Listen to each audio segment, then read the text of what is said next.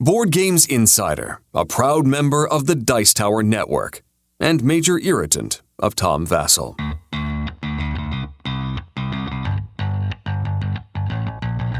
This is Board Games Insider, where publishers Ignacy, president of Portal Games, and Stephen Bonacore, president of Stronghold Games, discuss the hobby board game industry from the inside, providing you with news, advice, and a look behind the curtain into both of their companies.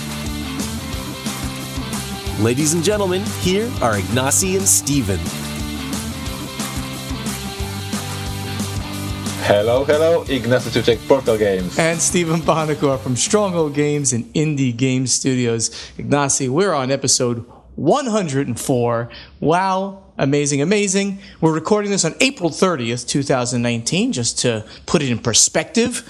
How are you doing in Poland? I'm awesome. I'm recording from my office at my home because today is a day off at Poland, so I visited the office only for a couple of hours and now I'm at home, so we might hear some noise of my crazy kids in the background, but basically I'm in a great mood. How's things in Florida? Things are great here. Absolutely great. It's crazy hectic and things are going wild at the companies. We'll talk about that in a minute. But I want to talk about last week's episode with, 2 weeks ago, maybe it was at this point, with Luke from The Gathering of Friends. I think he's better than you. I think we have to get rid of you and put him on. What do you think? I have to say that I had the pleasure to finally listen to our podcast, because I don't listen to our podcast because I hate my English, so I cannot listen to myself.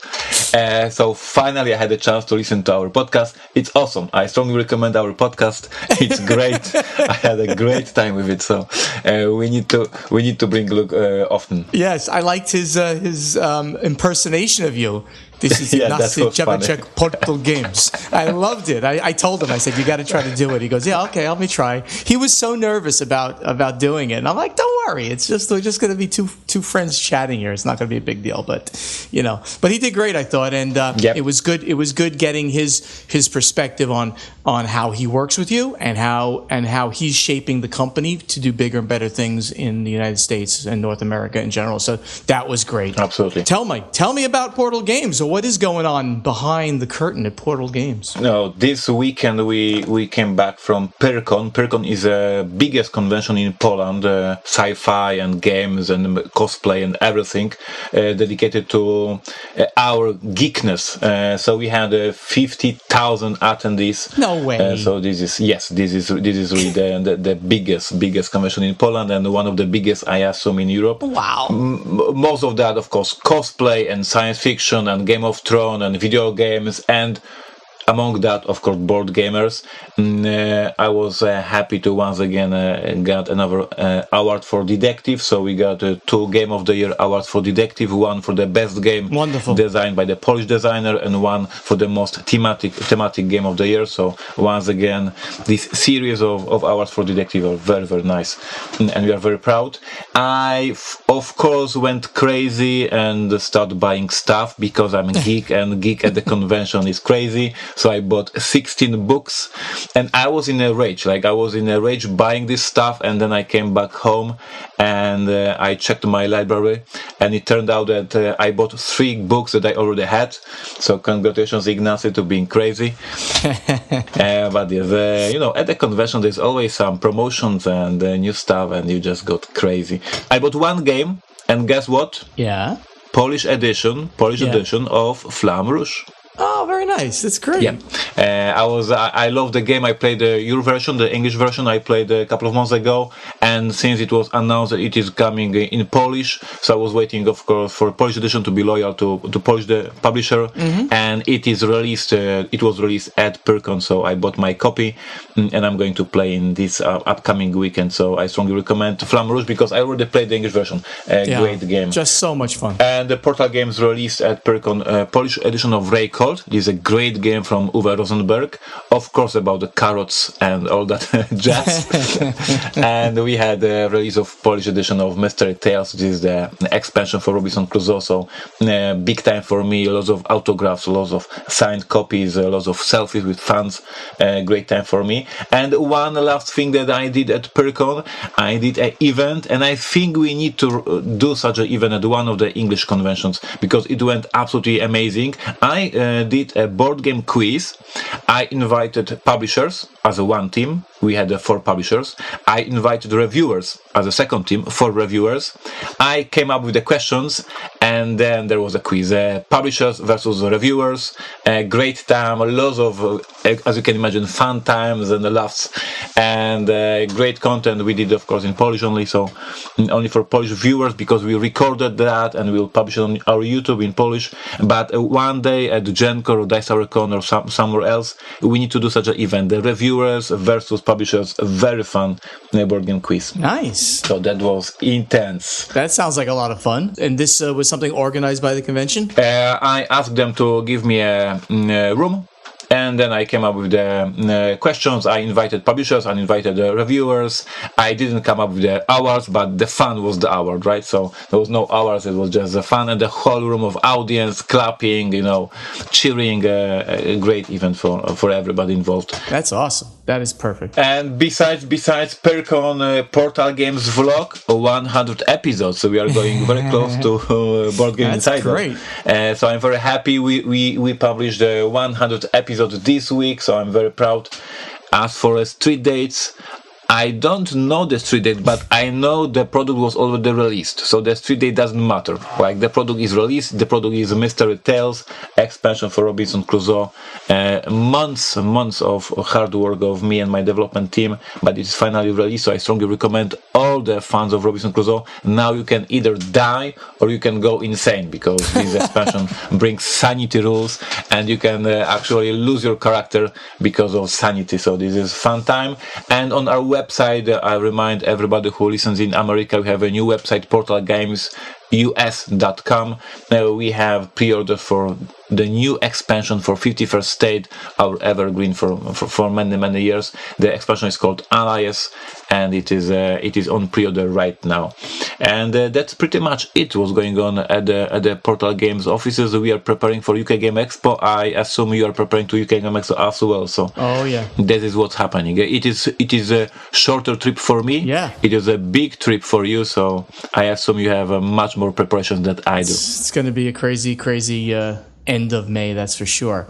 So what's happening over at Stronghold? Well, the Kickstarter for Terraforming Mars Turmoil blew up, of course, and that was great. Congratulations. I have it open right now in front of me. $1 million, as far as I can see. $1,100,000 and over 21,000 backers. It's not as we speak, it's not over yet, but by the time this drops, it will be over. 50 hours, yes. It looks it obviously worked out very well. So thank you to everybody out there who did back it. I'd like to mention, because we talked about this earlier. Like, on the one hand, it was expected.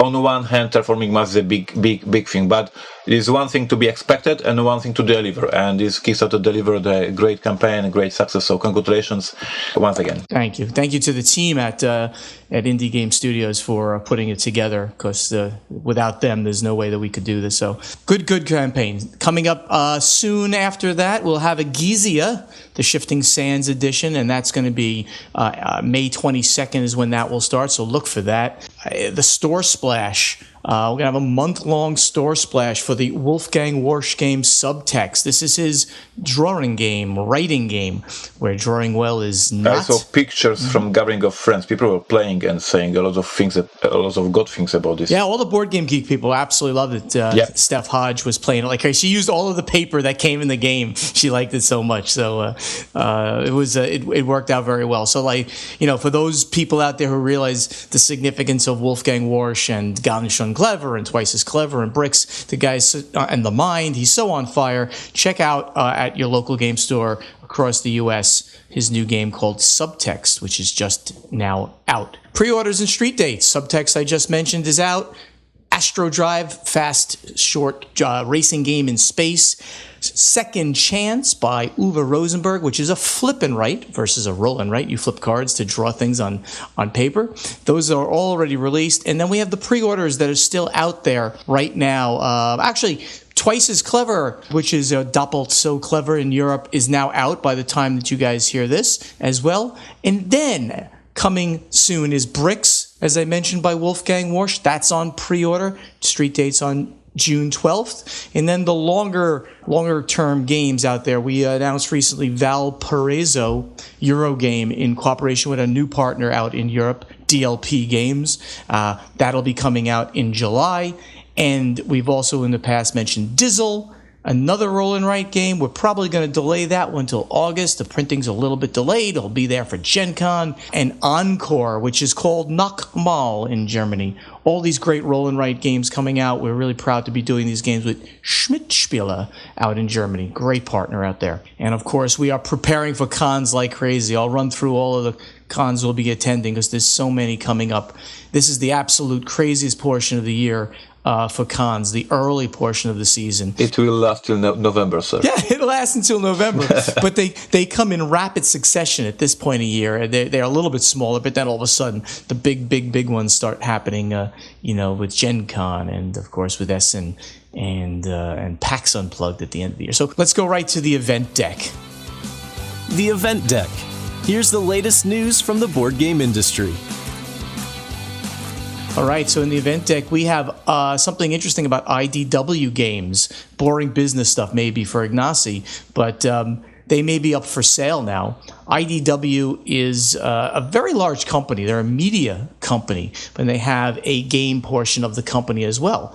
But now bringing back my information from my finance days, from my Wall Street days, they have retained investment bank JP Morgan to assist in a review of strategic relationships and alternatives.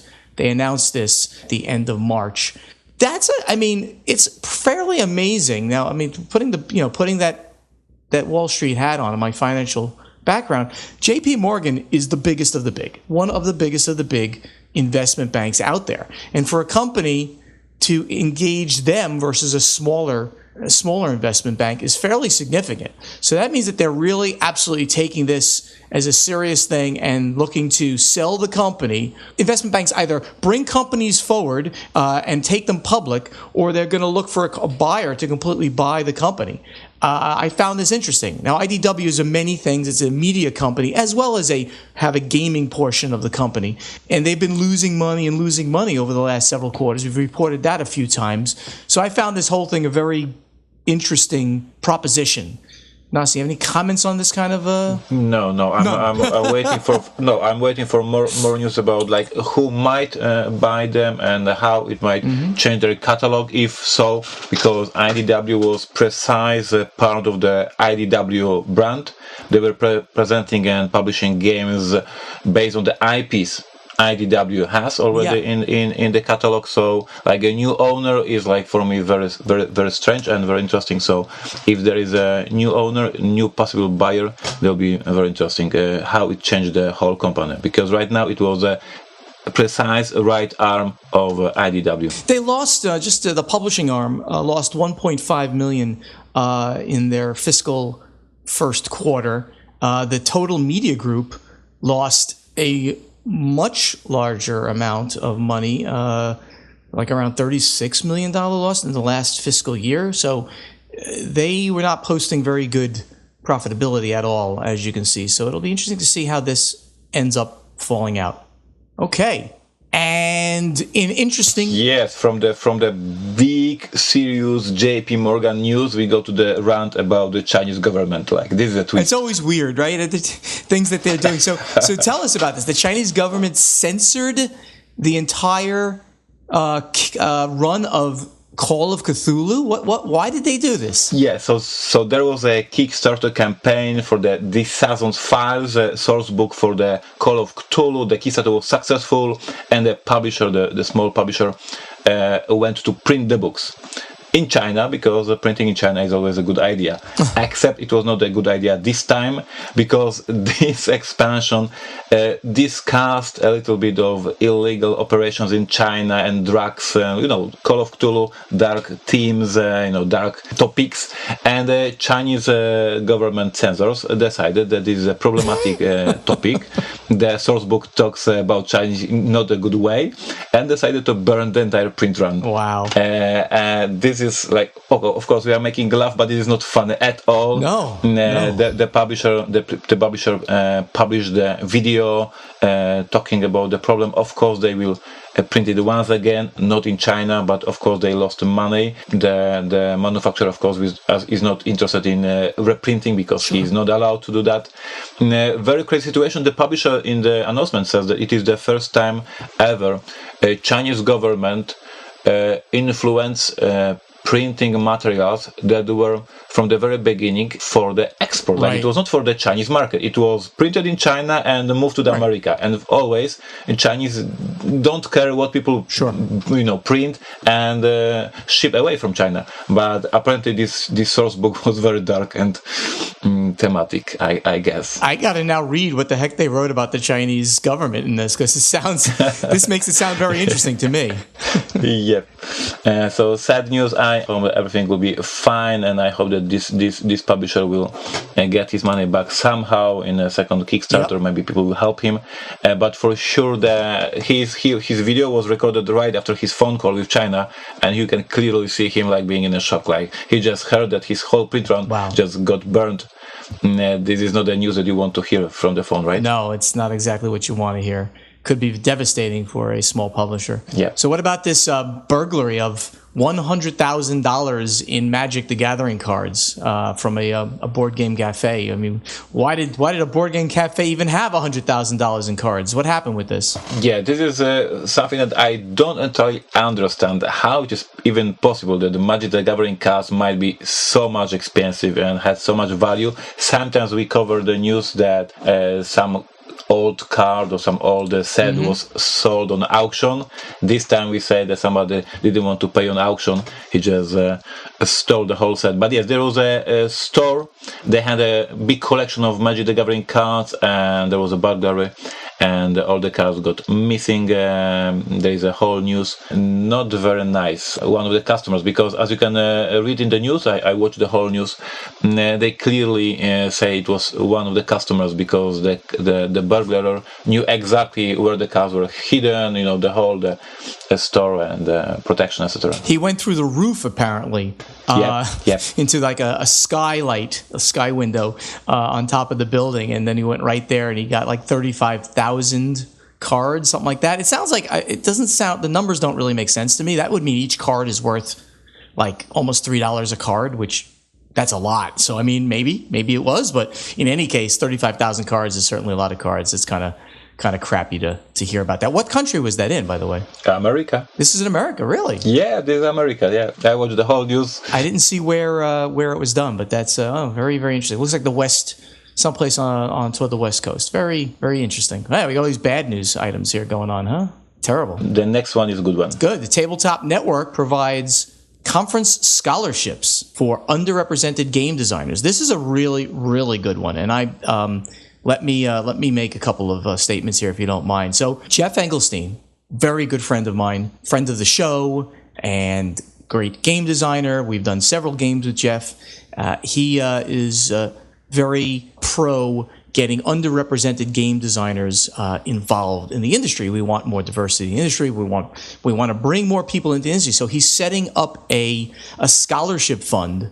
He himself personally has set up a scholarship fund through what's called Tabletop Network to give out scholarships to underrepresented designers. And I got to give all the shout out in the world to Jeff for doing that. This is, he doesn't have to do this. He's doing this with his own money. I'm blown away by the whole thing, and I'm very, very, very happy about him doing this.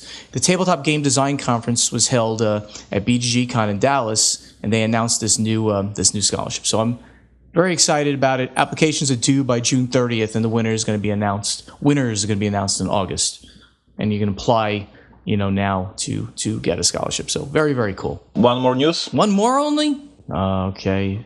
John Wick joins Chaosium. So what's this about? Chaosium is to fulfill the 7th Sea Second Edition, 7th Sea Kickstarters. Yeah, so let's give a little bit background. Back then in 2016, there was a Kickstarter for 7th Sea. 7th Sea is one of the biggest role-playing games from 90s.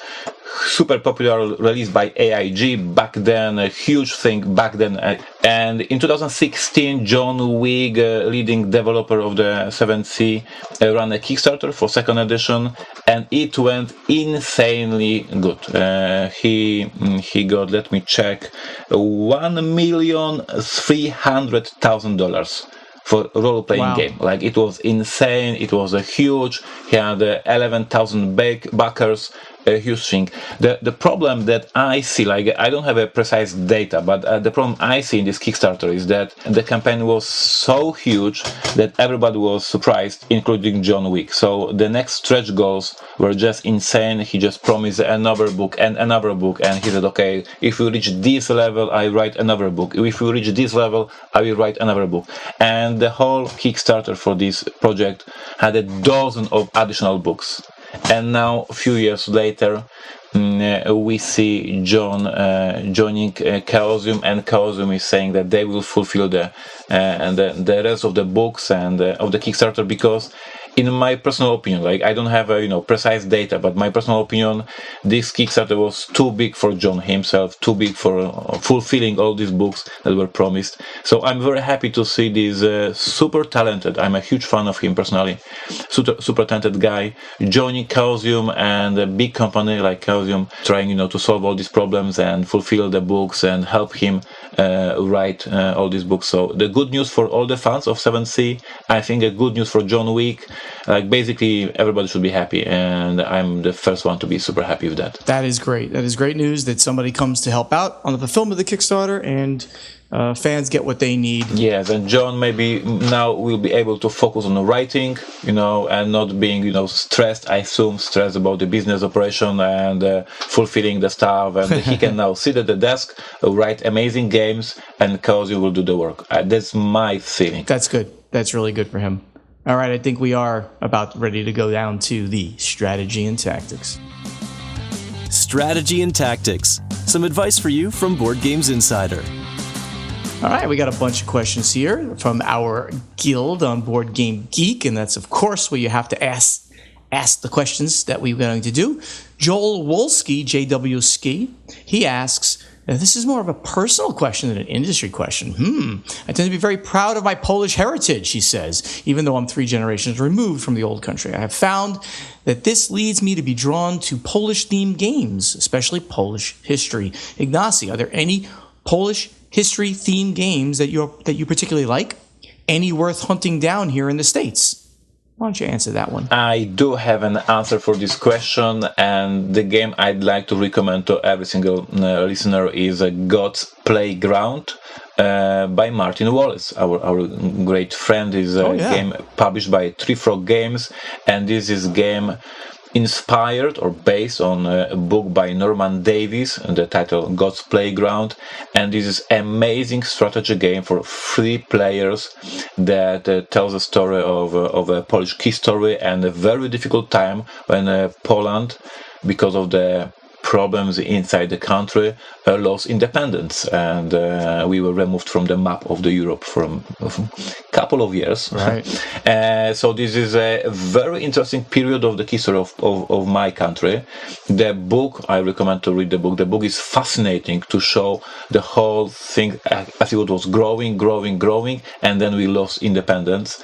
And the game is a great strategy game, very difficult. It's a Martin Wallace at its best, so very immersive, but a lot of complex rules and many phases and many decisions to do. But God's Playground, great book, great game, Martin Wallace at its best. I agree with that statement, by the way, and I don't know anything about the history that it was based on, but I've played God's Playground, being a big Martin Wallace fan, and it was also groundbreaking because it was a 3-player only game. Correct. And that just didn't happen. I mean, it still is very rare to see such a thing, and I enjoyed the game very much, and I thought the concept of a 3-player game was very, very, very cool. And he also goes on to ask, are there any good mobster-themed games for me to talk about? And he says, I kid, Podfather. Godfather. He said he'll be on the Dice Tower cruise, so I can feel free to whack him there. But I have not played Eric Lang's Godfather, it's so amazing. I can't comment on that. So Ignacy says it's amazing, which is good. I believe him. But I don't, I think that it's funny. I think that there is actually not a lot of very good mob games. I do have to play Godfather because, first of all, I think Eric Lang is brilliant, and he's a good friend, of course, of mine as well. I got to go get that game and play it. The actual quote should be, Eric Lang is a genius. He is, yeah, and a wonderful human being too. Love the guy. You missed spending some time with him at the Gathering of Friends. I'm going to just continue rubbing that in because you should have been there. Anyway, okay. So let's continue. This is going to be a great name.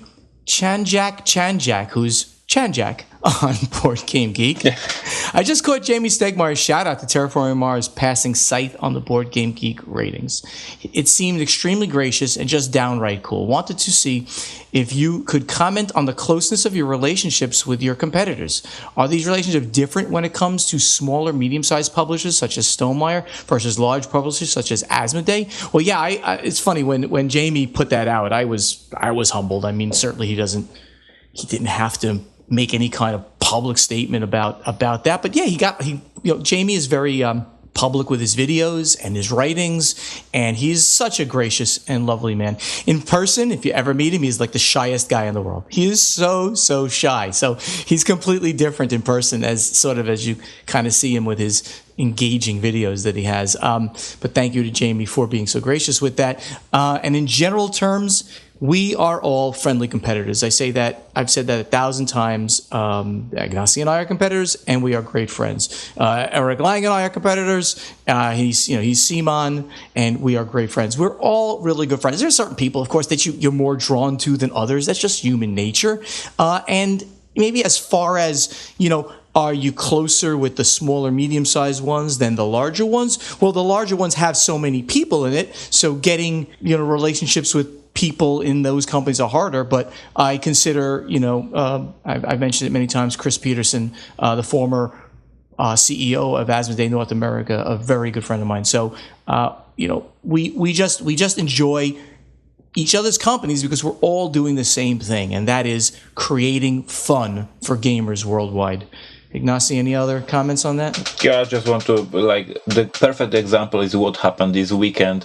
Board game quiz, 4 different publishers having fun with audience, answering my stupid questions, and basically doing a great game show for the fans. And there was 4 competing publishers who are in person are close friends, and it was a great time. So yes, in most cases we love each other. Just want to have a good time playing games and hanging out. Joe Kell, who's Spicy Queso 15. I like that one. Becoming a game developer. I believe it has been discussed in the show that Ignacy has his own team of in-house developers for his company, and Steven hires a developer for each game. Sort of. How does someone get known as a developer to you? I've been doing a lot of free development work for people on BGG, and I'd like to eventually get paid as the quality of my input gets better. So what are the best steps to take if I want to move forward receiving income for my work? Very, very hard question. Ignacy, as you said, and in your part of the world, you have a team there that just does that full time. Any advice for someone who wants to get paid? Probably he wants to get paid as a consultant, not as a full-time person, because I think those jobs are fewer and far between than possibly as a part-time consultant. Yes, it's a very difficult to get such a job. On one hand, I'm looking for more developers, so I would love to hire another one. But such a work, for me, it's very hard to be done over Skype. The 2 people who work in my development team, and as I said, I would like to have a 3rd or 4th one even. I need to brainstorm with them. I need to work with them. I need to play test with them. I want to, discuss and change the games and develop the games. It is hard to do over Skype. So I really, really think it's really, really hard to be a game developer and not work at the company, not work at the office. I know I talk a lot with Eric Lang about design, of course, because he's a friend. They have a huge development team in Brazil, Simon, and this is a job that you are taking in the office, brainstorming, changing, planning, playtesting. It's hard to be developer and not being there. Yeah, I think that, if you want it to be full-time, it's got to be with the largest of the large companies or a company that is in a smaller country. It's not going to be able to happen for you in the United States unless you really go directly to Asmodee for a full-time job. For other potential, you just got to keep getting your name known and show people. You can certainly send resumes around, letting people know what you've done. If I can give this one small advice, because I do it on many different conventions when I do seminars, please contact Stronghold Games with your idea how to create a new expansion for Terraforming Mars. Please contact me with the new content for Imperial Settlers. We have to notice you. We have to see what you can do, how you can tweak our games, how you can develop them to a better product. So you have to contact us with an example of your talent, of your work. And this is the first step, at least. For example, my main developer, Asha, who is working with me right now, I met her at the tournament. Imperial Settlers tournament, we ran a tournament. She was kicking ass of everybody playing against her. She won the tournament. I said, "Hey girl, you are very smart. Would you like to play test with me?" And after many months, I hired her because she was kicking my ass as well. She's brilliant. But we have to notice you somehow, right? We have to notice you. You have to be in front of people. You have to go to conventions. It's like getting a job any place. If you're not out there, it's just going to be very, very hard. Just keep working at it. Get your name out there. Get what you've done noticed. Let's do one more quick question, which is going to be very, very fast because most of the information we can't really talk about in this question. But Mark Dobranik, who's Matto78 on Board Game Geek, says, have you sent a copy of Terraforming Mars or First Martians to Elon Musk? My answer, no. Ignacy? My answer is no, but we sent First Martians to Andy Weir, who is the writer for the book The Martian. Science fiction novel, because we knew that he's a geek. We knew that he plays board games, so we sent him a copy. No word back from him, so I assume he didn't understand the rules because the rulebook sucks.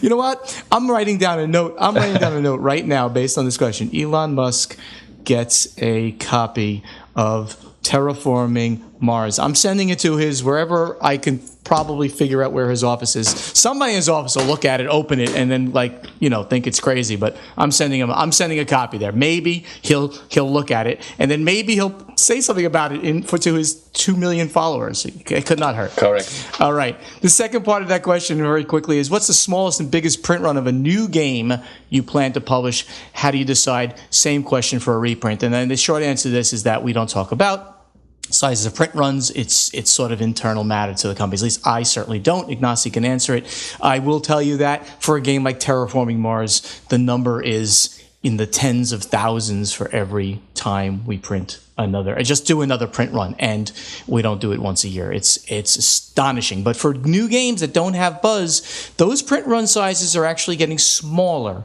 because of the glut of games on the market.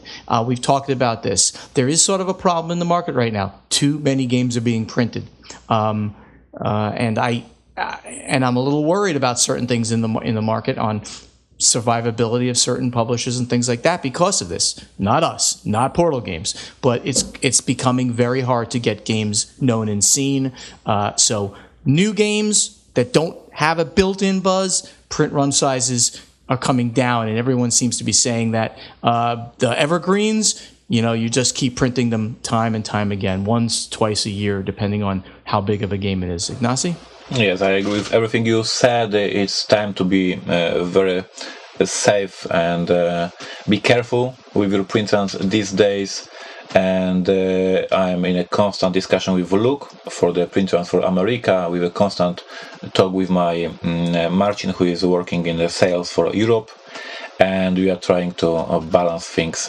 It's a little bit easier for us because we are doing a print run in English, and then we use these copies for Europe and for America. So depending on the bus on different continents, we can move some of the stock here or there. But basically, yes, it is a time to be very, very cautious. Very good. All right, let us move over to the final scoring. Final scoring.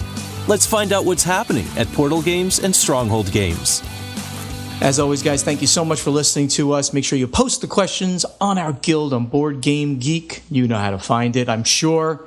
Our Facebook page is Board Games Insider, and of course the company pages /Stronghold Games /Portal Publishing. Company website, strongholdgames.com, portalgames.pl, and the new portalgamesus.com. Talked directly to Ignacy and Steven on Twitter, @StrongholdGames and @Chevicek.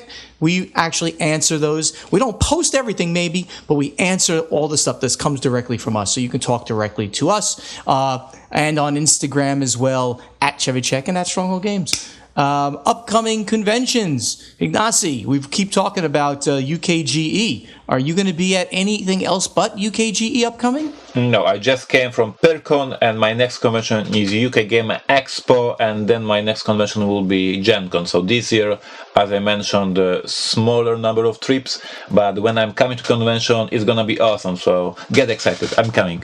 Get excited. Ignacy's on his way.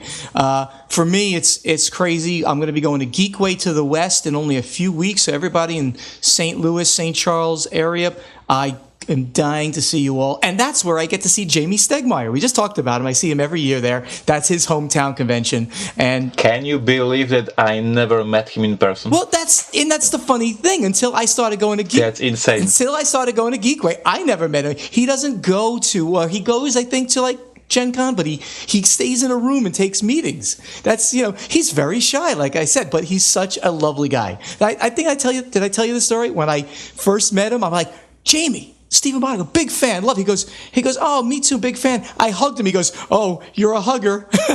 He was very uncomfortable with me hugging him, but that's my thing. So I get to see Jamie at Geekway to the West, and then right after that, the big twosome in a row, BGG Con Spring in Dallas, and I fly directly from Dallas to the UKGE in England.